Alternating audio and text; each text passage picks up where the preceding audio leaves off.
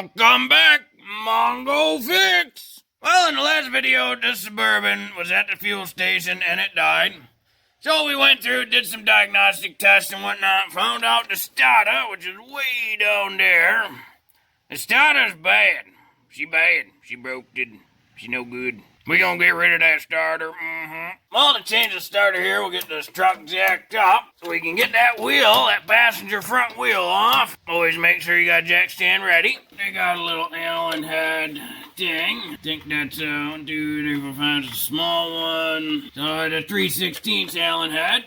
There's one there and one over here. Some of them have 3 or 4, so just pay attention to your wheels. Of course, they got the fancy lug nuts. Get the pink dug out, the lug nut adapter.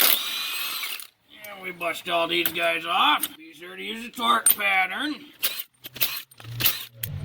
This is all just to make the job a little easier. Sneak underneath there, under the wheel well.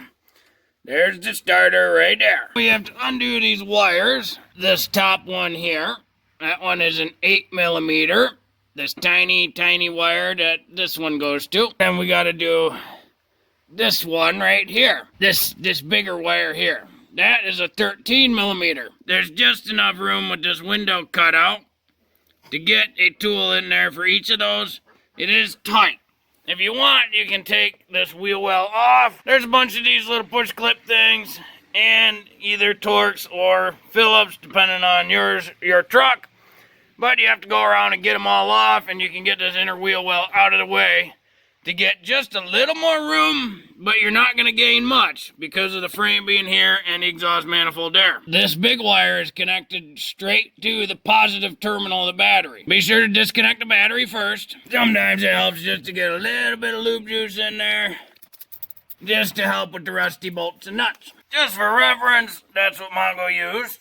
8mm shallow on a 1/4" drive ratchet, and then a 13mm deep on a 1/4" drive ratchet. Just so you know, they're supposed to be tight, but not like, crazy tight. You should be able to get it on and off with a 1/4" ratchet. To get the actual starter out, there are 2 13mm bolts. Got the pink dugga to help.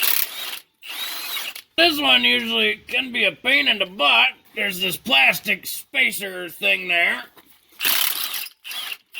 It can be a little bit of a tricky wiggle.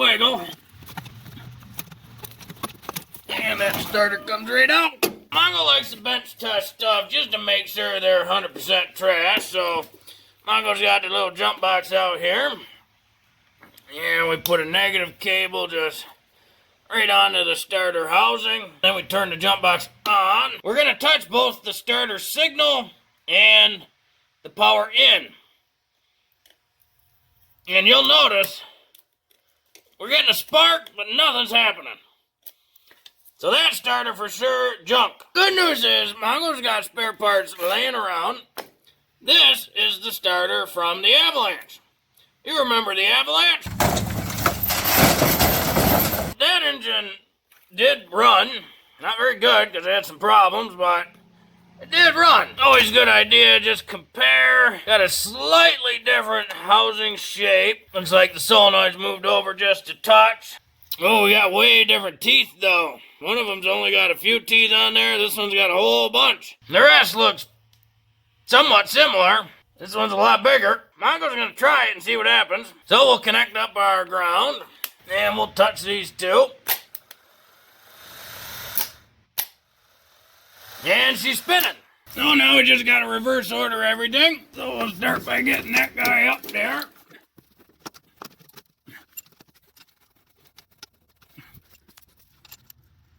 And we're gonna turn the torque down on the pink dugga because installing it does not need to be super tight.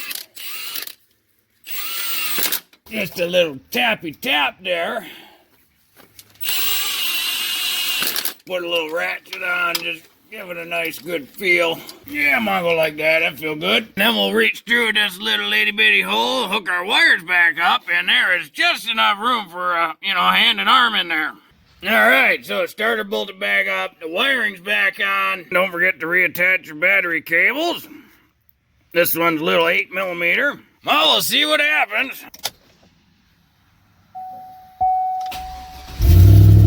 Oh, and she fires right up. Can't forget to put this little heat shield thing back on, keeping the heat away from that solenoid and the wires from that hot exhaust. So be sure to put that back on. And then we just gotta put our wheel back on. No, you don't need to watch all of this. So just be sure to use a torque pattern when you put your wheels back on. And be sure to torque them to spec when you're done. Don't forget to take the jack out from under the car. Don't forget to take the jack stand out from under the car. These wheels for this truck get torqued down to 140 foot-pounds. Well, hopefully this video will help you. If you got a starter you got to replace on your 03-ish or whatever, Suburban, Silverado, whatever, you know, big GM truck. Well, if you like this video, be sure to like this video. If you like this video and other videos from Mongo Fix, be sure to subscribe. Mongo always working on all sorts of stuff. Mongo, thank you.